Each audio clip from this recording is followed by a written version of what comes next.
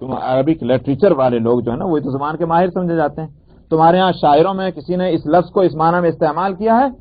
उसने कहा कि हाँ, कबीर हुजली ने इस लफ्ज को अपने शेर में इस्तेमाल किया। वो शेर उन्होंने पढ़कर सुनाया और उसमें तनक्कुस के माना। तो तुमने ने कहा कि बिल्कुल सही है। और उसके बाद सहाबा से कहा कि तुम लोग जाहिलियत के अशार पढ़ा करो, क्योंकि उससे कुरान के समझने में मदद मिलती है। इससे ये बात भी आई कि हर एक जो है वो मुज्तहिद मुफस्सिर नहीं हो सकता, बल्कि मुफस्सिर होने के वास्ते जो और महारतें चाहिए, वहां उसके साथ ये महारत भी होनी चाहिए कि नुज़ूल कुरानी के दौर के जो अरबिक लिटरेचर है उसमें उसको महारत हो। समझ आया? ये भी एक जरूरी है। वैसे ही नहीं उन्होंने कहा साहब तर्जुमा देख करके उन्होंने कहा भाई हो गई तफसीर पर मुफस्सिर बन गए, ये नहीं। बल्कि ये कि मुफस्सिर और मुज्तहिद जो है, वाकई मुज्तहिदाना तफसीर जिसको कहते हैं, उसके लिए जहां और चीजें हैं वहां ये बात भी दाखिल है। तो बहरहाल ये कि इसलिए मैंने यहाँ तर्जुमा किया तनक्कुस का कि या उनको पकड़ ले, उनको घटाते घटाते फ़इन्न रब्बकुम लरऊफुर रहीम। अब अगर अजाब में देर हो रही है तो ये अंधेर की वजह से नहीं है, बल्कि ये कि अल्लाह की तरफ से मोहलत है। अल्लाह करीम है, रहीम है, उन्होंने एक मोहलत दे रखी है, फौरन नहीं पकड़ते। इसी बात से आगे आयत आएगी, वहां देखिए अगले रुकू के अंदर, जो रुकू जो है आयत नंबर 61 के अंदर, आयत नंबर 61 में वहां इसको कहा गया कि अल्लाह मियां अगर अचानक फौरन पकड़ लिया करते हर गलती करने वाले को, दुनिया में कोई बच सकता था? इसलिए अल्लाह रहीम है, करीम है, तो इसलिए मोहलत दे रहे हैं बस। और देखिए वो ना हो सकी तफसीर और आयत सजदा बढ़ी गई, सजदा याद रखिएगा।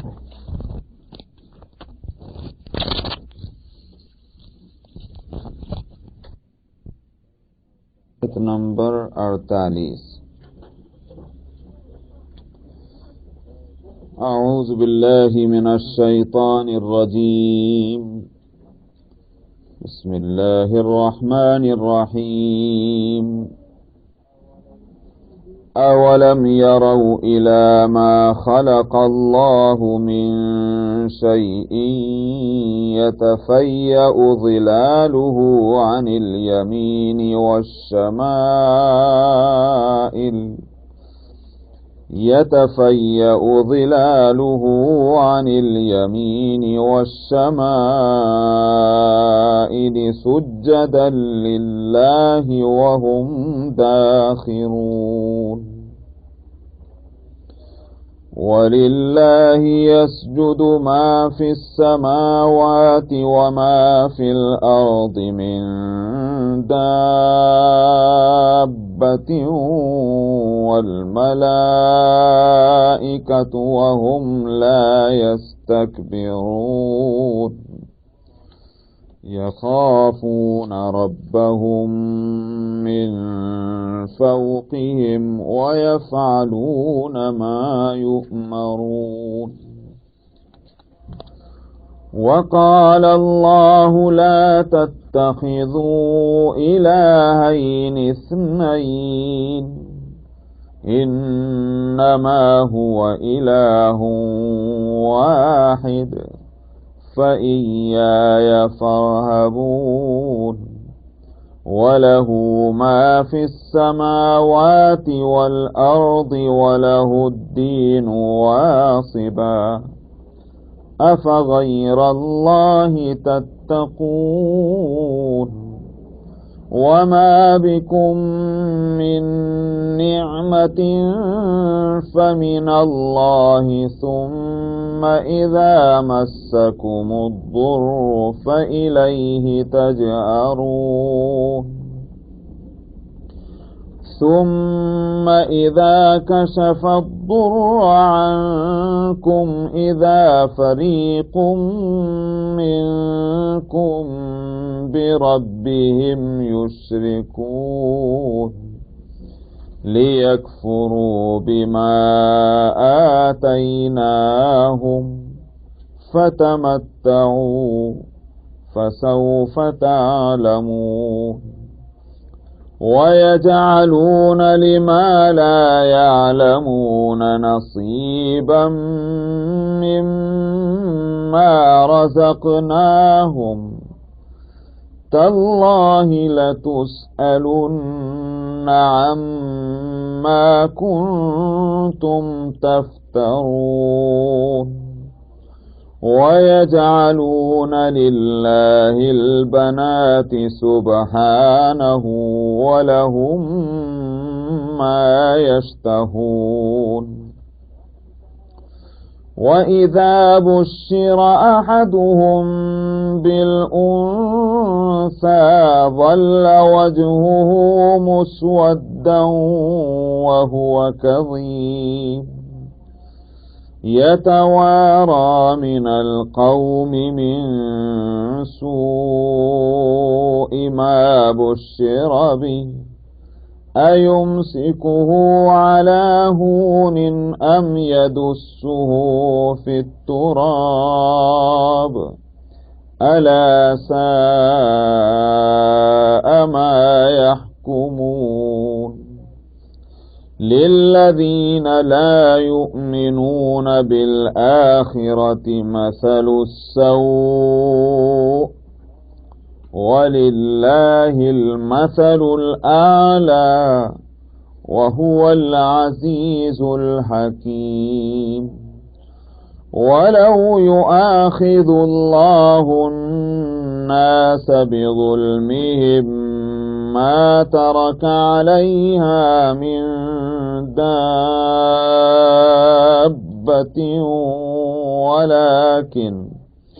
ولكن يؤخرهم إلى أجل مسمى فإذا جاء أجلهم لا يستأخرون ساعة ولا يستقدمون. صدق اللہ.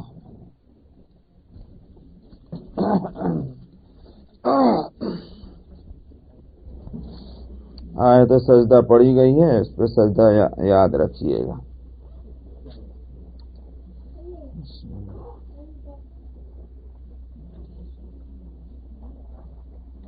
گزشتہ آیت میں اللہ سبحانہ و تعالی کی قدرت کو بتلایا گیا تھا کہ اس کی قدرت وسیع ہے، سو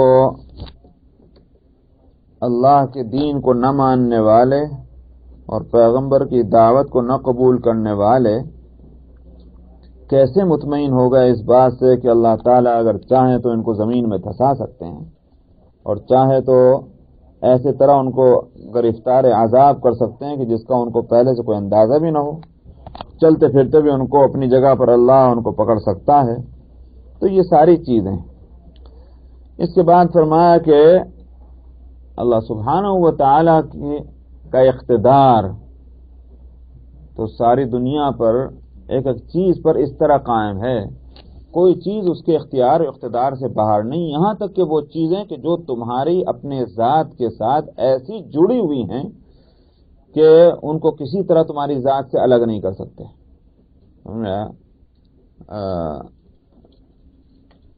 جیسے سایہ کو فرمایا، سایہ جس چیز کا سایہ ہے اس کے ساتھ وہ جڑا ہوا ہے.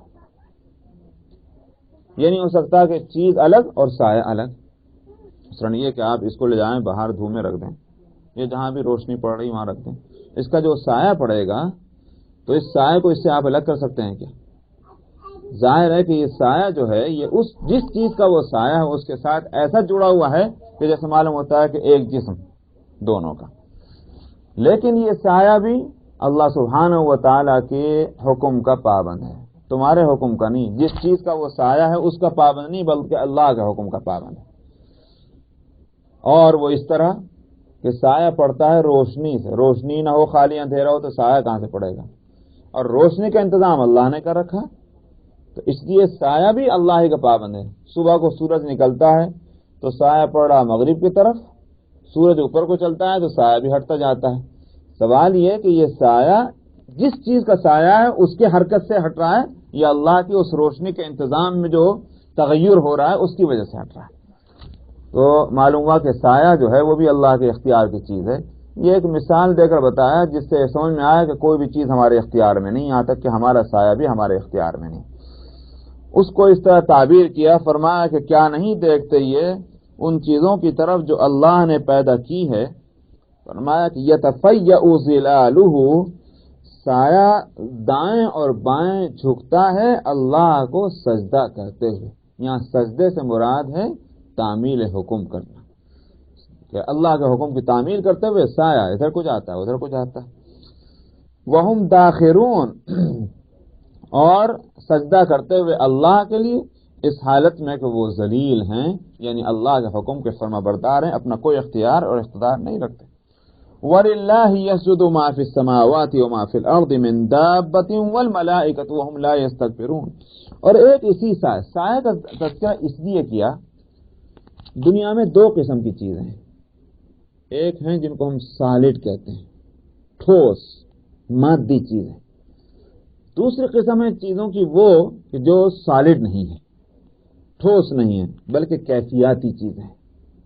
یعنی کیفیاتی چیزوں کو کیا کہیں گے؟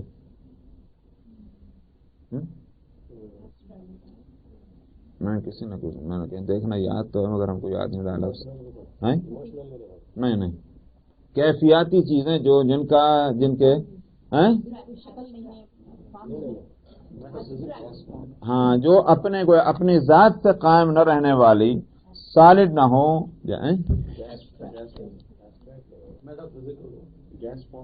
ہاں میٹا فزیکل، یہ تو کچھ اور چیز ہو جائے گی. میٹا فزیکل نہیں ہونا چاہیے.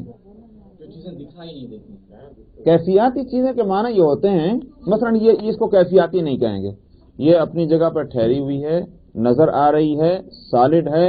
یہ کیفیاتی چیزیں جو ہیں وہ ان کا کوئی جسم نہیں ہوتا، ان کی کوئی باڈی نہیں ہوتی. سمجھ آیا؟ وہی جو آپ کہہ سکتے ہیں اس کو، جیسے روشنی ہے، سایہ ہے، آواز ہے. یہ ساری چیزیں جو ہیں یہ کیفیاتی کہلاتی ہیں. ان کو اللہ تعالیٰ نے لیا ہے کہ یہ ساری چیزیں جن کا کوئی اپنا نہ جسم ہے نہ ان کے باڈی ہے، یہ بھی ہمارے اختیار کی چیزیں ہیں. تو اللہ کا اختیار اور اقتدار اتنا وسیع ہے. ورنہ ہم کہہ سکتے ہیں ہمارا بھی تو اختیار ہے. کیسے اختیار؟ لو میں نے کتاب کو ادھر رکھ دیا، یہ میرا اختیار ہے. اللہ کے اختیار میں ہے تو کیا بڑی سمجھے، نعوذ باللہ. کوئی شخص یہ کہتا ہے. اس لیے اللہ تعالیٰ نے یہاں تمام چیزوں کو اپنے اختیار میں مجملاً کہنے کے ساتھ جن کو صراحتاً ایک چیز لی وہ ہے کیفیاتی چیزیں. اب کوئی شخص کہے کہ روشنی میرے اختیار میں ہے، ذرا روشنی کو ہاتھ سے پکڑ کر ادھر سے ادھر تو رکھ دو، ذرا سائے کو جو ہے ادھر سے ہٹا کر ادھر تو کر دو. یہ اپنے اختیار کی چیز نہیں. اللہ تعالیٰ نے ان کیفیاتی چیزوں کو فرمایا یہ بھی ہمارے حکم کی تعمیل کرتے ہیں، ہمارے اختیار میں ہیں. اور اس کے لیے کمال تعمیل کے لیے فرمایا سجدہ کرنے والی چیز. یہ تو وہ تفسیر ہے کہ جو مفسرین کرتے ہیں. یہاں سجدے سے مراد ہے تعمیل حکم، لیکن میرا ذہن جو اس طرف جاتا ہے وہ یہ کہ چونکہ ہمارا علم بہت محدود ہے، بیچارے مفسرین ہوں یا کوئی اور ہوں، وہ اس سے زیادہ کیا سمجھ سکتے ہیں کہ بھئی یہ سجدے سے مراد یہاں تعمیل حکم ہے. اس سے زیادہ اور کو مطلب سمجھ میں آتا نہیں. ہو سکتا ہے کبھی یہ عقدہ کھلے تو یہاں سجدے سے مراد حقیقی سجدہ ہے. یہ سائے جو ہیں انسانوں کے، یہ سائے جو ہیں چیزوں کے، جانداروں کے، بے جان چیزوں کے، یہ بھی کہیں سجدہ ہی کرتے ہوں گے اللہ سبحانہ و تعالیٰ کو. جیسے مثلا سورج کے تعلق سے ہے، واقعہ یہ ہے کہ آج تک اس کی حقیقت نہ کھل سکی. حدیث میں آتا ہے کہ نبی کریم صلی اللہ علیہ وسلم کسی جگہ تشریف رکھتے تھے. فرمایا جانتے ہو یہ سورج کہاں جا رہا ہے؟ عرض کیا اللہ کو معلوم، رسول کو معلوم. فرمایا کہ یہ چلتا ہے اور ایک جگہ پہنچتا ہے جہاں یہ جا کر اللہ کو سجدہ کرتا ہے اور اجازت چاہتا ہے آگے جانے کی. اجازت مل جاتی ہے آگے چلا جاتا ہے. فرمایا کہ بتائے گا کہ اس کو کہاں جائے گا، واپس جاؤ. وہ جو سورج مغرب سے نکلنے والی بات، یہ ایک جگہ پہنچ کر کے، اور وہ عرش کا ایک حدیث میں عرش کے نیچے پہنچ کر سجدہ کرتا ہے. اب یہاں جو ہے وہ علماء اس حدیث کی تفسیر میں پریشان ہیں، اور ہونا بھی چاہیے، اس واسطے کہ سورج کا یہ حرکت کرنا اب سائنسی اعتبار سے، یہ جو مشاہدے میں جو چیزیں آ رہی ہیں اس کے اعتبار سے اگر دیکھیے تو کس جگہ کو آپ یہ کہہ دیں گے کہ یہ جگہ وہ ہے جس کے لیے حدیث میں کہا گیا تحت العرش، اور پھر اس کے سجدہ کرنے کی معنی کیا ہے اس جگہ؟ تو علماء نے کہا کہ بس وہ مراد یہ ہے کہ اللہ کا وہ ہر وقت جو ہے وہ اللہ کا حکم لے رہا ہے، اللہ کی اجازت لے رہا ہے، یہ مطلب. میں نے کہا کہ واقعہ یہ ہے کہ یہاں اس کی کوئی تشریح کر ہی نہیں سکتا، لیکن کیا معلوم کبھی قیامت میں یا قیامت سے پہلے یا قیامت کے بعد محشر میں یہ حقیقت کھلے کہ سورج کے اللہ کو سجدہ کرنے کے معنی بھی کچھ تھے، سمجھ میں آیا؟ تو اس لیے میں نے کہا یہ وہ حقائق ہیں جن کے اوپر پردہ پڑا ہے، اور وہ اس دنیا انسان جو ہے اس کو نہیں سمجھ پاتا۔ اسی طرح سایوں کے سجدے کی بھی حقیقت ہے کہ یہاں فرمایا کہ یہ سجد للہ، یہ سجدہ کرتے ہیں اللہ کے لیے۔ فرمایا وَلِلَّهِ يَسْجُدُ مَا فِي السَّمَاوَاتِ وَمَا فِي الْأَرْضِ، اور ایک یہی کیا ہے، اللہ کے لیے تو آسمانوں اور زمینوں میں جو کچھ بھی ہے، من دابہ، ہاتھوں اور پیروں سے چلنے والے جانوروں کو دابہ کہتے ہیں، جیسے جس کو ہمارے یہاں کہتے ہیں چوپائے، سمجھ میں آیا؟ چوپائے کہتے ہیں جو جیسے گائے ہے، بکری ہے، بھینس ہے، اونٹ ہے، ان کو دابہ کہتے ہیں۔ تو فرمایا کہ آسمانوں اور زمین میں جو بھی دابہ ہیں، اور اسی طرح سے فرشتے، یہ سب اللہ کے لیے سجدہ کرتے ہیں۔ تو اصل تو دابہ چوپاؤں کو کہا جاتا ہے، مگر اس سے مراد جاندار مخلوق بھی ہوتی ہے، عام معنی میں پھر اس کو استعمال کر لیتے ہیں۔ قرآن حکیم میں مثلاً فرمایا کہ وَمَا مِن دَابَّةٍ فِي الْأَرْضِ إِلَّا عَلَى اللَّهِ رِزْقُهَا، کہ کوئی بھی جاندار زمین میں ایسی نہیں کہ جس کے روزی اللہ کے ذمہ نہ ہو۔ اصل لفظ تو دابہ جو ہے وہ چوپائے کے لیے ہے، مگر کبھی یہ لفظ عام معنی میں بھی استعمال، یہاں وہ عام معنی میں ہے، جاندار بے جان چیزیں نہیں، جاندار چیزیں آسمانوں میں اور زمین میں کوئی ایسی نہیں ہے، اور اسی طرح سے فرشتے کہ جو اللہ کے لیے سجدہ نہ کرتے ہوں، وَهُمْ لَا يَسْتَكْبِرُونَ، اور وہ ذرا تکبر نہیں کرتے۔ مراد فرشتوں کا مقام ساری مخلوقات میں بلند ہے، اور کبھی انہوں نے نافرمانی نہیں کی، نورانی مخلوق ہے، لیکن اس کے باوجود وہ تکبر نہیں کرتے اللہ کے سامنے سجدہ کرنے میں۔ لیکن یہ کفار جو ہیں مشرکین، یہ کیوں نہیں مانتے؟ تکبر ہے ان کے دماغوں میں، اس واسطے فرمایا کہ تمہاری حقیقت کیا ہے اللہ کی قدرت کے سامنے۔ اس سے یہ بات بھی کھلی۔ یہ ایک تیسرا علم ہے جس کی حقیقت اب تک بھی نہیں کھلی، اور وہ یہ کہ زمین کے اندر تو دابہ ہیں، لیکن زمین کے علاوہ بھی کچھ کہیں اور دابہ ہیں، جاندار مخلوقات ہیں علاوہ فرشتوں کے۔ فرشتوں کو تو کہا گیا ہے، لیکن فرشتوں کے علاوہ زمین میں تو ہیں جاندار مخلوق، انسان ہیں، حیوانات ہیں، سب، لیکن کیا زمین کے علاوہ بھی اور بھی کہیں ہے اس طرح کی مخلوق؟ آیت جو ہے وہ عام ہے، ہو سکتا ہے کہ یہ حقیقت بھی کبھی کھلے، اور سائنسداں جو آج بھی محنتیں کر رہے ہیں اس بات کو پتہ لگانے کے لیے کہ جو اور کرے ہیں وہاں مخلوقات ہے کہ نہیں ہے۔ قرآن کے یہ الفاظ جو ہیں اس میں یوں بھی کہا جا سکتا ہے کہ زمین کے اندر دابہ اور زمین کے علاوہ اور جگہ فرشتے، یوں بھی آپ کر سکتے ہیں، اور یوں بھی کہہ سکتے ہیں کہ فرشتے زمین اور دابہ زمین میں اور آسمانوں میں، یوں بھی آپ ترجمہ کر سکتے ہیں۔ اس لیے میں نے کہا کہ یہ ایک تیسرا علم ہے ان دو آیتوں کے اندر جس کی حقیقت ابھی نہیں کھلی، کہ جاندار مخلوقات زمین کے علاوہ کہیں اور بھی ہے کہ نہیں ہے۔ تو ہو سکتا ہے کہ کسی وقت حقیقت کھلے تو یہ آیت جو ہے وہ واضح ہو جائے۔ یخافون ربهم من فوقهم ويفعلون ما یؤمرون، یہ سب کے سب اپنے رب سے ڈرتے ہیں جو اس سے اوپر جس کا حکم چلتا ہے، ويفعلون ما یؤمرون، اور کرتے وہی ہیں جو اللہ ان کو حکم دیتا ہے۔ یہاں کرنے سے مراد کیا ہے؟ یہاں کرنے سے، یہاں اصل میں وَلِلَّهِ يَسْجُدُ مَا فِي السَّمَاوَاتِ عام ہے، زمینوں میں اور آسمانوں میں جو بھی کچھ ہے وہ سجدہ کرتے ہیں، اور جو کچھ اللہ کہتا ہے اس کو کرتے ہیں۔ سوال یہ کہ پھر یہ کفار و مشرکین کو کیا کہیں گے؟ کیا اس سے خارج ہیں؟ یہاں داخل ہیں یہ سب اس میں۔ دراصل دو چیزیں ہیں، ایک ہے اللہ کے وہ احکام جن احکام کو احکام تکوینی کہتے ہیں، تکوینی یعنی جس میں بندے کا اور کسی چیز کا اختیار نہیں، اللہ نے فرما دیا ہو جا، وہ ہوتا ہی، مجال نہیں کہ اس کے خلاف۔ جیسے مثلا خود انسانوں کے اندر اللہ کا فیصلہ یہ ہے کہ یہ بیمار ہو جائے، اب جس کے لیے فیصلہ بیمار ہو جائے، چاہے وہ کتنا ہی بڑا کافر ہو، مشرک ہو، خدا کا منکر ہو، اللہ کا اس کے اختیار میں نہیں یہ بات کہ صاحب وہ میں نہیں ہوتا بیمار۔ یہ ہے اللہ کا حکم تکوینی۔ بارش برسے، دھوپ نکلے، ساری دنیا کے جابر اور ظالم اور منکرین خدا جمع ہو کر کے بھی فیصلہ کرنے بارش نہیں ہوگی، ہو نہیں سکتا، بارش ہوگی۔ یہ ہے تکوینی حکم اللہ کا۔ اس تکوینی حکم کے آگے سب سرنگوں ہے، یہ کافر بھی سرنگوں ہے، کوئی نہیں بچا ہوا۔ ایک ہے اللہ کا حکم تشریعی، اللہ تعالیٰ فرماتے ہیں میری عبادت کرو، نماز پڑھو، روزہ رکھو، زکوٰۃ دو، وغیرہ وغیرہ وغیرہ۔ یہ سارے حکم تشریعی ہیں، جس حکم کو پہنچانے کے واسطے انبیاء علیہ الصلوۃ والسلام دنیا میں بھیجے گئے، اور اس کے لیے کسی کو مجبور نہیں کیا گیا۔ لا اکراہ فی الدین، اس معاملے میں کسی کو مجبور نہیں کیا گیا کہ اگر نہیں کر یہ کرنا ہی پڑے گا، ایسی صورت نہیں، اختیار ہے، کرو گے یا نہ کرو گے، دونوں اختیار ہیں۔ ہاں کرو گے تو جزا ملے گی، نہیں کرو گے تو سزا ملے گی۔ یہ حکم تشریعی ہے۔ یہاں بات یہ ہو رہی ہے کہ اللہ کے حکم تکوینی کے آگے تو تم سب سرنگوں ہو۔ حکم تشریعی جس میں تم کو اختیار دیا، تم اس میں تکبر کر رہے ہو، یہ کہاں کی عقل مندی کی بات ہے۔ اس نقطے کو سمجھانے کے لیے یہ آیتیں اس طرح سے لائی گئی۔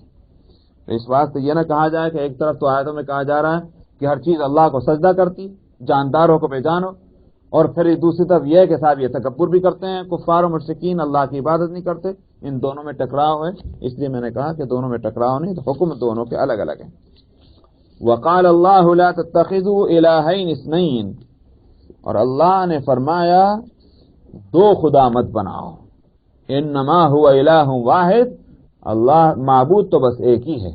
دو خدا نہ بناؤ، دو معبود نہ بناؤ کے معنی یہ ہیں کہ ایک کے بعد ایک سے زائد جو عدد ہے وہ کیا ہے؟ ایک سے زائد عدد کیا ہے؟ دو نہ بناؤ کا مطلب یہ ہے کہ یہ نہیں ہے کہ تین بنا لو، بلکہ یہ کہ جب دو نہ بناؤ تو تین بھی نہ بناؤ گے، سمجھ میں آئی؟ یہ مطلب ہے۔ اسی لیے فرمایا انما هو الہ واحد، وہ تو ایک ہی معبود ہے، تو دو تک کی گنجائش نہیں جائے کہ تم کروڑ ہا کروڑ بنا لو، اس کی کہاں سے گنجائش ہوگی؟ فرمایا وقال اللہ لا تتخذوا الہین اثنین، اللہ نے فرمایا دو معبود بھی نہ بناؤ، اللہ تو بس ایک ہی معبود ہے، فإیایا فرحبون، سو مجھ سے ہی ڈرتے رہو۔ وَلَهُ مَا فِي السَّمَاوَاتِ وَالْأَرْضِ وَلَهُ الدِّينُ وَاصِبًا، اور اسی کی ملکیت ہے جو کچھ آسمانوں میں ہے اور زمین میں ہے، اور وَلَهُ الدِّينُ وَاصِبًا، اور ہمیشہ کے واسطے بندگی اسی کی ہے۔ یہاں دین سے مراد ترجمہ کرنا پڑے گا بندگی، ہمیشہ پائیدار بندگی جو ہے وہ اسی کی ہے۔ یہ نہیں کہ آج کا خدا کل کا جو ہے وہ معزول ہو گیا، آج اس کا اقتدار ہے لیکن کل کو وہ کرسی سے ہٹا دیا گیا، یہ نہیں، بندگی ہمیشہ ہمیشہ کے واسطے اسی کے لیے۔ افغیر اللہ تتقون، کیا اللہ کے علاوہ تم دوسروں سے ڈرتے ہو؟ جیسے میں نے کہا تھا گزشتہ دفعہ بھی کہ مشرکین کے ہاں کیا ہے، اللہ کے منکر نہیں ہوتے، یہ لوگ اللہ کو مانتے ہیں، مگر ساتھ میں دوسری چیزوں کو بھی یہ ہے کہ صاحب یہ نقصان پہنچانے والی، یہ نفع پہنچانے والی، جس چیز کو نفع پہنچانے والی سمجھا تو معبود بنا لیا، جس کو نقصان پہنچانے والی سمجھا معبود بنا لیا۔ اللہ تعالیٰ کا فرمانا یہ ہے کہ یہ ڈر اور خوف اور لالچ اور طمع جو تمہارے دل میں اللہ کے علاوہ دوسری چیزوں سے ہے، یہ نکل جانی چاہیے۔ اللہ سے ڈرو اور اللہ سے امید رکھو خیر کی۔ وما بكم من نعمة فمن الله ثم اذا مسكم الضر فإليه تجأرون، جو بھی مہربانی، جو بھی نعمت، جو بھی آرام، جو بھی آسائش تمہارے پاس ہے یہ اللہ کی طرف سے ہے، کوئی دوسرا نہیں جس نے تم کو یہ کچھ دیا ہو۔ پھر کیا ہوتا ہے؟ فرمایا کہ چنانچہ جب تمہیں کوئی مصیبت آ جائے، مصیبت آنے کا مطلب کیا ہوا؟ وہ نعمت، وہ آرام، وہ آسائش وہ موجود نہیں۔ جب مصیبت آتی وہ آرام کہاں رہے گا؟ فرمایا دیکھو جب کوئی مصیبت تمہیں آ کر پکڑتی ہے، چھوتی ہے، اور مسا کا لفظ یہاں بڑا بلیغ ہے، اس میں بلاغت ہے، مطلب یہ ہے کہ ابھی مصیبت نے تم کو پورے طور پر پکڑا نہیں، ذرا ٹچ ہی کیا تم کو مصیبت نے، فوراً تم جو ہے ہائے اللہ کر کے اللہ کی طرف دوڑتے ہو۔ فَإِلَيْهِ تَجَرُونَ، تم اللہ کی طرف لپکتے ہو۔ یہ اللہ کی طرف لپکنا یہ اس بات کی دلیل ہے کہ اس وقت تمہیں اس بات کا احساس ہے کہ نعمت بھی دینا اللہ کے اختیار کی بات، لیکن جب نعمت مل جاتی ہے فرمایا ثم اذا کشف الضر عنکم، پھر جب وہ مصیبت تم سے دور ہو جاتی ہے، اذا فریق منکم بربہم یشرکون، ایک جماعت تم میں کی جو ہے وہ اپنے رب کے ساتھ شریک کر لیتی، کہنے صاحب یہ فلانے کی مہربانی سے یہ ہوا، فلانے کی کوشش سے یہ ہوا، پھر وہ اللہ کو بھول کر دوسرے یاد آنے لگتے ہیں۔ لیکفروا بما آتیناہم، تاکہ یہ انکار کر دیں اس نعمت کا جو ہم نے ان کو دی ہے۔ فتمتعوا، فرمایا ٹھیک ہے، فائدہ اٹھا لو کچھ دن، فسوف تعلمون، قریبی وہ وقت آ رہا ہے کہ پتہ چل جائے گا تمہیں کہ کس کی نعمت دی ہوئی تھی، کس نے وہ مصیبت تم سے دور کی تھی۔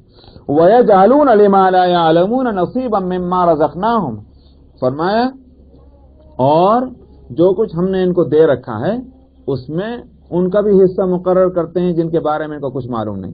معلوم نہ ہونا یہ کہ صاحب یہ جو کہتے ہیں کہ فلانا جو اولاد دیتا ہے، فلانا بارش برساتا ہے، فلانا مقدمے میں کامیابی کرتا، یہ اس کا علم نہ ہونا، یہ اس بات کے لیے کب ان کو یہ بات معلوم تھی یا کب انہوں نے دیکھا تھا کہ اللہ نے یہ اختیار ان کو دیا؟ یہ ہے لما لا یعلمون۔ فرمایا کہ وَيَجْعَلُونَ، اور بناتے ہیں وہ لما لا یعلمون، جن ان چیزوں کے لیے جس کا علم ان کے پاس نہیں ہے کچھ بھی، نصیبا مما رزقناہم، ان کے لیے حصہ مقرر کرتے ہیں ان چیزوں میں سے جو ہم نے دیا ہم نے، اور شکریہ ادا ہوں دوسروں کے، جن میں نظر ہو دوسروں کے نام کی۔ تاللہ لتسألن عما کنتم تفترون، قسم اللہ کی تم سے پوچھا جائے گا جو تم جھوٹ گھڑتے ہو، یعنی یہ کہ یہ اختیار فلاں کو ہے، فلاں کو ہے، یہ سارا جھوٹ ہے، اس کے بارے میں تم سے سوال کیا جائے گا۔ وَيَجْعَلُونَ لِلَّهِ الْبَنَاتِ سُبْحَانَهُ وَلَهُم مَّا يَشْتَهُونَ، اور فرماتے ہیں کہ اللہ کے لیے یہ بیٹیاں تجویز کرتے ہیں۔ مشرکین مکہ یہ کہا کرتے تھے، مشرکین کے ہاں جو بت تھے ان میں نر کم تھے، مادہ زیادہ تھی، اور وہ مادہ جو تھیں وہ بھئی کیا ہے؟ یہ فرشتے ہیں، اور فرشتے کیا ہیں؟ اللہ کی بیٹیاں۔ قرآن حکیم میں دوسری جگہ بھی ہے کہ انہوں نے ملائکہ کو، فرشتوں کو اناسن، عورتیں کہا، اور پھر ان کو اللہ کی بیٹیاں قرار دیا۔ تو فرمایا کہ وَيَجْعَلُونَ لِلَّهِ الْبَنَاتِ سُبْحَانَهُ وَلَهُم مَّا يَشْتَهُونَ، فرمایا پاک ہے اس کی ذات۔ اول تو یہ بات ہے کہ اس شرک سے اللہ کی ذات پاک ہے، اور عجیب بات یہ ہے کہ اپنے لیے کیا تجویز کرتے ہیں؟ جو یہ چاہتے ہیں، اپنے لیے تو پسندیدہ چیز، اور اللہ کے واسطے بیٹیاں۔ مطلب یہ نہیں ہے کہ اللہ کے نزدیک بیٹیاں پسندیدہ نہیں ہیں، یہ مراد نہیں، بلکہ یہ ایک مشرکین کی حالت کو بتلانا ہے۔ مشرکین کی حالت یہ تھی کہ وہ اپنے لیے تو بیٹیاں پسند نہیں کرتے تھے، اور اللہ کے لیے کہتے تھے اللہ کی بیٹیاں۔ یہ بتلانا ہے کہ کم وقتوں تم ایک تو غلطی یہ کر رہے ہو کہ شریک اللہ کے ساتھ شریک بنا رہے ہو، اور پھر شریک بھی یہ کہہ کر بنا رہے ہو کہ اللہ کے لیے بیٹیاں، اور اپنے لیے بیٹیاں پسند نہیں کرتے۔ یہ دو خطائیں، دو غلطیاں تم کر رہے ہو۔ وَإِذَا بُشِّرَ أَحَدُهُم بِالْأُنثىٰ ظَلَّ وَجْهُهُ مُسْوَدًّا وَهُوَ كَظِيمٌ، فرمایا جب ان میں سے کسی کو بچی اور لڑکی کے ہونے کی خوشخبری سنائی جاتی ہے، ان کے چہرے سیاہ پڑ جاتے ہیں، اس حالت میں کہ غصہ ان پر سوار ہوتا ہے۔ یہ خبر سننے کو تیار نہیں کہ ان کے یہاں بیٹی پیدا ہوئی ہے۔ کیوں؟ اس واسطے کہ صاحب گھر داماد آئے گا، وہ دھبا لینے کو تیار نہیں ہوتا، جہالت۔ اس واسطے فرمایا کہ یتوارا من القوم من سوء ما بشر به، قوم سے چھپا پھرتا ہے، منہ چھپائے پھرتا ہے اس برائی کی وجہ سے کہ جس برائی کی ان کو خوشخبری دی گئی۔ اب اس کے بعد سوچتا ہے ایمسکہ علی ہون، کیا اس لڑکی کو روک لے ذلت کو برداشت کرتے ہوئے، ام یدسہ فی التراب، یا اس کو زمین میں گاڑ دے۔ یہ رسم جو تھی مشرکین مکہ میں بھی تھی، ہندوستان کے ہندوؤں میں بھی تھی، جگہ جگہ تھی، جہاں جہاں جہالت کا دورہ تھا وہاں یہ تھا۔ لڑکی پیدا ہو یا تو یہ کہ یہ داغ اپنے گویا ماتھے پر لگا لو، اگر محبت سے مجبور ہے تو یہ بدنمائی بھی لے لو، اپنے لیے قبول کرو کہ صاحب بیٹی کے باپ ہو، تم کسی بیٹی کے باپ ہو، یہ الزام بھی لے لو اگر تم محبت سے مجبور ہو، اور اگر جیدار ہو، ہمت والے ہو تو جا کر دفن کر دو، تاکہ یہ الزام تمہارے اوپر نہ آئے کہ تم کسی بیٹی کے باپ ہو۔ یہ تھی وہ صورت۔ فرمایا کہ دیکھو یہ عالم جن کا ہے کہ یہ اپنے لیے بیٹیاں پسند نہ کریں، گوارا نہ کریں، منہ چھپاتے پھریں، یہی قوم اللہ کے لیے یہ کہتی ہے کہ اللہ کی بیٹیاں ہیں۔ تو یہ تھی بات، ورنہ جہاں تک اسلام کا تعلق ہے اور اللہ سبحانہ و تعالیٰ کے حدیث سے جو معلوم ہوتا ہے وہ تو یہ کہ بیٹیوں کا ہونا زیادہ پسندیدہ ہے۔ اسی واسطے حدیث میں آتا ہے کہ من عال جاریتین فأدبہما وحسن ادبہما فہو وأنا کہاتین فی الجنہ، فرمایا کہ جس کی دو بیٹیاں ہیں اور اس نے ان کو تعلیم دی، اچھی تعلیم دی، اخلاق سکھلایا، ادب سکھلایا، فرمایا وہ اور میں دونوں جنت میں اس طرح ہوں گے۔ وضم اصابعہ آپ نے اپنی دونوں انگلیوں کو ملا کر فرمایا میں اور وہ جنت میں اس طرح ہوں گے. کسی نے عرض کیا یا رسول اللہ اور تین، یعنی کسی کے تین بیٹیاں اور تینوں، فرمایا اور تین بھی. مطلب یہ ہے کہ دو ہی کی شرط نہیں ہے، تین بیٹیاں. اسی طرح سے قرآن حکیم میں بھی جہاں اولاد کے ہونے کا ایک جگہ تذکرہ ہے، وہاں بیٹیوں کا پہلے ذکر آیا، بیٹوں کا پہلے ذکر آیا. مفسرین اس سے کہتے ہیں، اس سے نتیجہ نکالتے ہیں کہ پہلے بیٹیوں کا تذکرہ کرنا اس بات کی طرف اشارہ کر رہا ہے کہ افضلیت بیٹیوں میں ہے. جیسے کہ قرآن حکیم میں مثلا ترتیب پہ تو ایک چیز رکھتی، ترتیب میں ایک معنی ہے، ایک ترتیب سے بھی فضیلت نکلتی. جو چیز پہلے آ رہی ہے معلوم ہوتا ہے وہی افضل ہے، جس کو بعد میں لا رہے ہیں معلوم ہوتا ہے کہ وہ اتنی اس کے مقابلے میں کم درجے. مثلا قرآن حکیم میں ہے، جہاں تک نبی کریم صلی اللہ علیہ وسلم کے جس خواب کا تذکرہ ہے کہ فتح مکہ ہوگا، لقد صدق اللہ رسول الرؤیا بالحق، اللہ سبحانہ و تعالی نے سچ کر دیا ہے اپنے رسول کے خواب کو. لتدخلن المسجد الحرام ان شاء اللہ آمنین محلقین رؤوسکم ومقصرین، انشاءاللہ تم ضرور بیت اللہ میں داخل ہوگے امن کے ساتھ، سروں کو مڈا کر اور بال کترواتے ہوئے. دو چیزیں ہوتی ہیں، یعنی مطلب یہ کہ عمرہ کرنے والا ہو یا حج کرنے والا ہو، جب وہ احرام کھولتا ہے تو احرام کھولنے سے پہلے یعنی عمرہ کے اور ارکان ادا کر کے اسی طرح حج کے بال کاٹنے ہیں. تو بال کاٹنے کی دو صورت ہے، یا تو شیو کر دے پورا صاف، حلق جس کو کہتے ہیں، یا پھر کٹنگ کرے. تو اجازت دونوں کی ہے، لیکن محلقین کا لفظ پہلے ہے، مقصرین کا لفظ بعد میں ہے. تو اس سے نتیجہ کیا نکلا کہ مڈانا جو ہے یہ افضل ہے، کترانا بھی جائز ہے. اسی واسطے حدیث میں آیا اللہم ارحم المحلقین، اے اللہ مڈانے والوں پر رحم فرما. عرض یا رسول اللہ والمقصرین، صحابہ نے عرض کیا اور مقصرین بھی یا رسول اللہ، یعنی کتروانے والے. اللہ آپ نے پھر فرمایا اللہم ارحم المحلقین، اے اللہ حلق کرنے والوں پر رحم فرما، یعنی مڈانے والوں پر. صحابہ نے پھر عرض کیا والمقصرین، آپ نے پھر تیسری بار فرمایا اللہم ارحم المحلقین والمقصرین. آپ نے تیسری مرتبہ میں آ کر فرمایا اے اللہ رحم فرما حلق کرنے والے اور قصر کرنے والوں پر، ورنہ پہلے دو مرتبہ خالی محلقین پر رحم فرمانے کی دعا کر رہے تھے آپ. تو آیت اور روایت سے حلق کی فضیلت سامنے آتی ہے، یعنی مڈانے کی. میں یہ کہہ رہا تھا کہ یہ فضیلت آیت سے جو نکل رہی ہے وہ اس سے کہ اس کو پہلے لایا گیا. تو ترتیب میں جو چیز پہلے ہے اس کا درجہ بڑھا ہوا ہے. جہاں اولاد کے ہونے کی نعمت کو بتلایا گیا وہاں بیٹیوں کا پہلے ذکر ہے، بیٹوں کا بعد میں. اس سے علماء کہتے ہیں مفسرین کہ جس کے ہاں بیٹیاں پیدا ہوں وہ اس کے معنی یہ ہے کہ اس کو ایک فضیلت حاصل ہے اللہ کی طرف سے. اور ویسی بھی اگر دیکھا جائے تو اگرچہ یہ غیر اختیاری چیز ہے، مگر یہ کہ ایک لحاظ سے اگر دیکھا جائے تو نبی کریم صلی اللہ علیہ وسلم کی بھی اس اتباع نصیب ہو جاتا ہے غیر اختیاری ہی صحیح کہ آپ کی بھی بیٹیاں پہلے ہوئی تھیں. فرمایا کہ الا ساء ما يحكمون، دیکھو تو صحیح کیسے برا فیصلہ یہ کرتے ہیں. تو اپنے لیے جو چیز پسند نہ ہو وہ اللہ کے لیے پسند. للذین لا یؤمنون بالآخرۃ مثل السوء وللہ المثل الاعلی، جو اللہ آخرت کا یقین نہیں کرتے بری باتیں تو ان کو زیب دیتی ہیں، وصف تو ان کے برے ہیں، اللہ کے اندر اوصاف کہاں سے برے ہو جائیں گے؟ اللہ کی شان تو بڑی ہے. وہو العزیز الحکیم، وہی غالب ہے اور وہی حکمت والا ہے. ولو یؤاخذ اللہ الناس بظلمہم ما ترک علیہا من دابہ، فرمایا کہ یہ ظالم جو ہیں وہ تو واقعہ یہ ہے کہ مستحق تو ایسے ہیں کہ ان کو سزا بھرپور ملے، مگر اللہ کا قانون یہ ہے کہ اللہ تعالیٰ فوری سزا نہیں دیتے. یہ نہیں ہے کہ ادھر غلطی کرے ادھر فوراً جو ہے ڈنڈا لگے.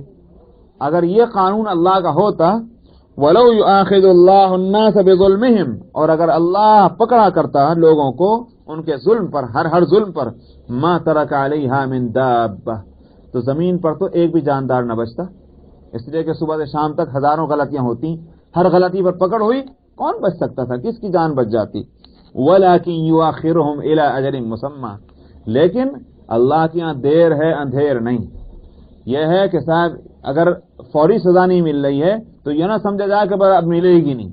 فرمایا کہ اللہ تعالیٰ اس کو مؤخر کر رہے ہیں ان سزاؤں کو ایک مقررہ مدت کے واسطے यानी वहां सजा मिलेगी किस चीज की।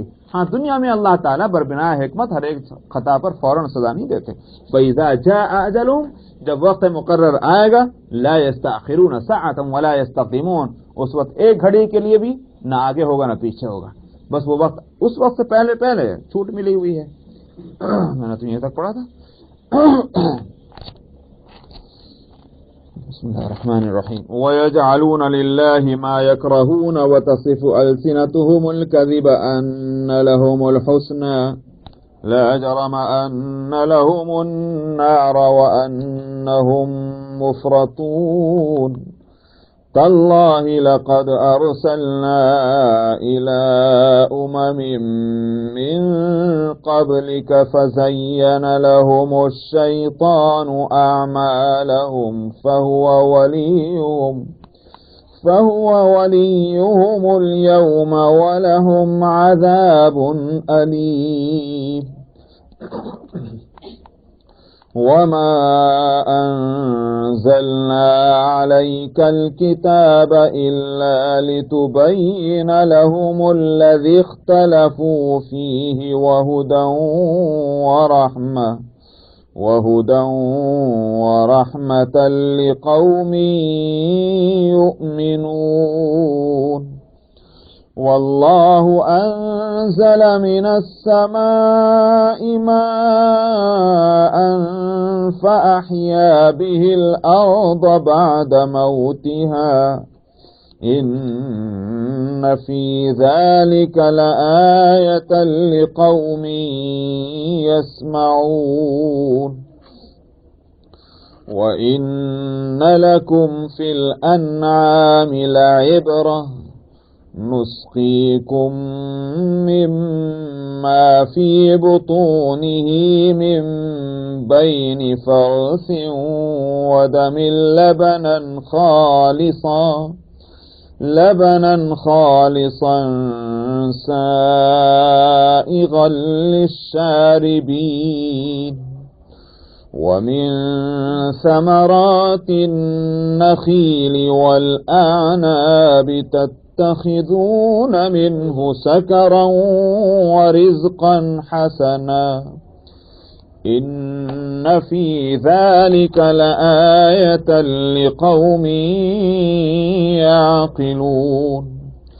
वअौहा रब्बुक इलन नहलि अन इत्तख़िज़ी मिनल जिबालि बुयूतन व मिनश शजरि व मिम्मा यारिशून। सुम्मा कुली मिन कुल्लि समराति फस्लुकी सुबुल रब्बिकी ज़ुलुला यख़्रुजु मिन बुतूनिहा शराबुन मुख्तलिफुन अल्वानुहु फ़ीहि शिफ़ाउन लिन्नास इन्न फ़ी ज़ालिक लआयतन लिक़ौमिन यतफ़क्करून।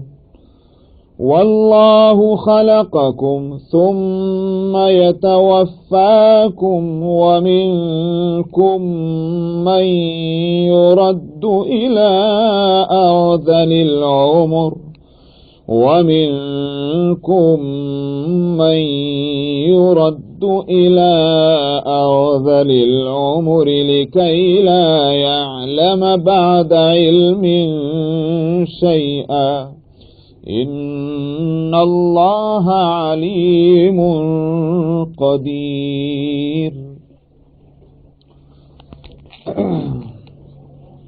उसी बात को फिर फरमा रहे हैं कि अल्लाह के लिए वो चीजें तजवीज़ करते हैं जो खुद इनको नापसंद है। व तसिफु अलसिनतुहुमुल कज़िब अन्न लहुमुल हुस्ना, और इनकी जुबानें जो हैं वो झूठ बोलती हैं कि इनके वास्ते अच्छाई अच्छाई है। जो कहा करते थे हमारा कुछ नहीं बिगड़ेगा। क्यों नहीं बिगड़ेगा? इस वास्ते कि देख लो हम दुनिया में भी अच्छे हैं। दुनिया में अच्छी हालत में होना दलील ये है कि अगर आखिरत हुई भी, अव्वल तो आखिरत होने वाली नहीं, लेकिन अगर हुई भी वहां भी हम ही अच्छे होंगे। क्यों? इस वास्ते कि हमें जो कुछ दिया हुआ है अल्लाह की तरफ से दिया है। یہ مانتے ہو کہ نہیں مانتے؟ ہاں صاحب اللہ نے دیا. اللہ نے دیا تو دشمنوں کو کون دیا کرتا ہے؟ دوستوں کو دیتے ہیں. اللہ نے ہم کو دنیا میں بھی دیا، آخرت میں بھی وہی ہم کو دے گا. فرمایا کہ وَتَصِفُ أَلْسِنَتُهُمُ الْكَذِبَ أَنَّ لَهُمُ الْحُسْنَى، ان کی زبانیں جھوٹ سے متصف ہیں، جھوٹ بولتی ہیں کہ ان کے واسطے اچھائی ہے. لا جرم ان لهم النار وانهم مفرطون. فرمایا کہ یقینی بات یہ ہے کہ ان کے واسطے جہنم کی آگ ہے اور یہ اس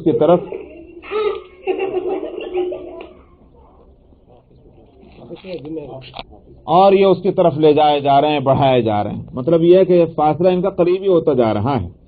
تاللہ لقد ارسلنا الى من قبلک فزین لهم الشیطان اعمالهم. فرمایا قسم اللہ کی، ہم نے پیغمبر بھیجے ہیں آپ سے پہلے امتوں اور قوموں کی طرف بھی، لیکن مطلب یہ ہے کہ نہ تو ان کی سرکشی نئی ہے، نہ آپ کا بحیثیت نبی کے آنا نیا ہے. تو نبی بھی پہلے آتے رہے اور نبی کی مخالفتیں بھی پہلے ہوتی رہی ہیں. فزین لهم الشیطان اعمالهم، ان کے لیے شیطان نے ان کی حرکتوں کو بڑا خوشنما بنا رکھا تھا. فهو ولیہم اليوم، وہی شیطان آج ان کا بھی دوست بنا ہوا ہے.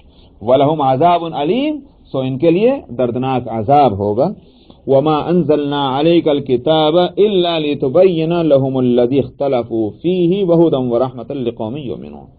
فرماتے ہیں ہم نے آپ کی طرف جو کتاب اتاری ہے وہ اس لیے تاکہ آپ ان کے لیے کھول کر کے بتلا دیں، واضح کر دیں اس بات کو جس میں یہ اختلاف کرتے ہیں. اختلاف کس چیز میں؟ میں نے شاید پہلے بتلایا کہ نہیں بتلایا، اور وہ یہ کہ دنیا میں کوئی شخص یہ نہیں کہتا کہ میں حق پہ نہیں ہوں. دنیا میں ہر شخص، ہندو سے پوچھو تمہارا مذہب کیا، کہنے کہ بالکل حق. یہودی سے پوچھو تمہارا مذہب کیسا، کہ بالکل حق. نصرانی سے پوچھو حق، مسلمان سے پوچھو حق. ہر شخص جو ہے وہ اس بات کا دعوے دار ہے کہ میں حق پر ہوں. لیکن کیا حق متعدد ہیں، مختلف ہیں؟ حق تو ایک ہوگا. سمجھ میں آیا؟ سچائی ایک ہوتی ہے اور جھوٹ بے شمار. مثلا تھوڑی دیر کے لیے مان لیجئے کہ صاحب ہم کہیں کہ ایک آدمی باہر کھڑا ہے. اب یہ جو ہے اس میں اگر سچائی ہے جو وہ تو ایک ہی ہے، لیکن یہ کہ اب اس کے علاوہ جتنے بھی باتیں ہو سکتی ہیں وہ سب مختلف ہو سکتی ہیں. تو میں نے کہا جھوٹ مختلف ہوں گے، سچائی ایک. حق ایک ہے، باطل بے شمار ہے. تو اب اس میں سے جو ہر شخص دعوے دار ہے حق پر ہونے کا، اور کوئی اس میں اپنی بات کو نیچا کرنے کو تیار نہیں، بلکہ یہ ہے کہ صاحب مرتے مرتے بھی یہ وصیت کر کے جاتا ہے دیکھنا میرا راستہ صحیح، اسی پہ قائم رہنا. لڑائیاں ہوتی ہیں، جھگڑے ہوتے ہیں، خون خرابہ ہوتی ہیں، گردنیں اڑائے جا رہی ہیں. کیوں؟ اس لیے کہ میں حق پر ہوں، تم غلط ہو. تو اب یہ حق کھلے تو کیسے کھلے؟ صحیح طور پر تو پردے اٹھیں گے قیامت کے دن کہ وہاں اب کوئی ڈاؤٹ اور کسی طرح کا شک نہیں رہے گا. یعنی حقیقت کا کھل جانا جس کو کہتے ہیں. اس سے پہلے تو حقیقت کو اس لیے نہیں کھولا کہ اگر اللہ تعالیٰ دنیا میں ان حقیقتوں کو کھول دیتے تو پھر تو ظاہر بات ہے کہ جیسے کہ کسی کا بخار اور نزلہ اور زکام جیسے اس میں اختیار نہیں، تو پھر اسی طرح سے حق پر ہی ساری دنیا آ جاتی، کس کو مجال دے کہ حق کو چھوڑ کر چلتا. اللہ تعالیٰ نے پردہ رکھا اس پر تاکہ اختیار باقی. مگر یہ بات بتلانے کے لیے کہ فلانا راستہ حق کا ہے اور فلانا راستہ جو ہے وہ حق کا نہیں ہے، اس بات کو بتلانے کے لیے پیغمبروں کو بھیجا گیا. تو بالکل جہل محض کے اندر تو انسانیت کو نہیں رکھا، مگر عین الیقین کسی کو حاصل ہو جائے وہ دنیا میں نہیں، وہ آخرت میں حاصل ہوگا. علم کے کئی درجے ہیں. ایک تو ہوتا ہے علم جس کو کہیے ظنی. ظنی کا مطلب یہ ہوا کہ ایک اندازہ ہے، ایک آئیڈیا جس کو کہتے ہیں، یہ ہے ظنی علم. آئیڈیا یہ ہے کہ یہ بات صحیح ہے. اور ایک ہوتا ہے اس سے آگے بڑھ کر کے جس کو کہا جاتا ہے علم الیقین. علم الیقین کا مطلب کیا ہوا؟ آئیڈیا سے بڑھ کر کے کچھ اس کے اندر یقین کی کیفیتیں پیدا ہو رہی ہیں. اور تیسرا درجہ اس سے آگے بڑھ کر ہے عین الیقین. عین الیقین کا مطلب کیا ہوا؟ ڈاؤٹ نہیں، کوئی شک نہیں ہے، آنکھوں سے نظر آ رہا ہے جو بھی چیز ہے. اب اس کو کیسے، مثلا مثال کے طور پر صاحب یہ ہمارے سامنے خیمہ لگا ہوا، یہ تو آنکھوں سے نظر آ رہا خیمہ ہے. اب اس کو کیسے کہیں گے نہیں صاحب خیمہ نہیں ہے؟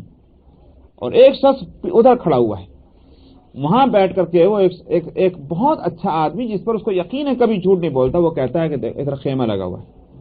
علم اس کو بھی ملا مگر آنکھوں سے نظر نہیں آ رہا. اس کو کیسے معلوم ہو رہا؟ ایک مخبر صادق نے اس کو خبر دی ہے کہ ادھر خیمہ لگا ہوا ہے، تو اس میں ایک یقین کی کیفیت ہے، کیونکہ خبر دینے والا پر یقین ہے. سمجھ میں آیا؟ اس کو کہیں گے علم الیقین. اور تیسری چیز جو ہے وہ ایک آئیڈیا.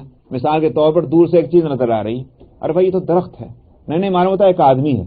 یہ ایک آئیڈیا ہے، جتنا قریب آتا جائے گا وہ اس میں ایک یقین کی کیفیت پیدا ہوتی چلی جائے گی. سمجھ میں آئی نہیں بات؟ تو عین الیقین تو دنیا میں حاصل ہونے والا نہیں. اسی واسطے سورہ الحاقم التکاثر میں فرمایا کلا سوف تعلمون ثم کلا سوف تعلمون کلا لو تعلمون علم الیقین لترون الجحیم ثم لترونها عین الیقین. یہاں دنیا میں جہنم کے صرف اطلاعات دی گئی ہیں، مخبر صادق نے آ کر بتلا دیا جہنم ہے، لیکن کیسی ہے وہ جہنم اپنی آنکھوں سے تم چاہتے ہو یہاں دیکھنا، یہاں دنیا میں نہیں ہوگا. جب یہ اگر یہ آنکھوں سے دکھلا دیا جائے تو پھر وہ دنیا نہیں، وہ تو پھر آخرت ہے. آخرت میں ہوگا آنکھوں سے نظر آنے والی چیز.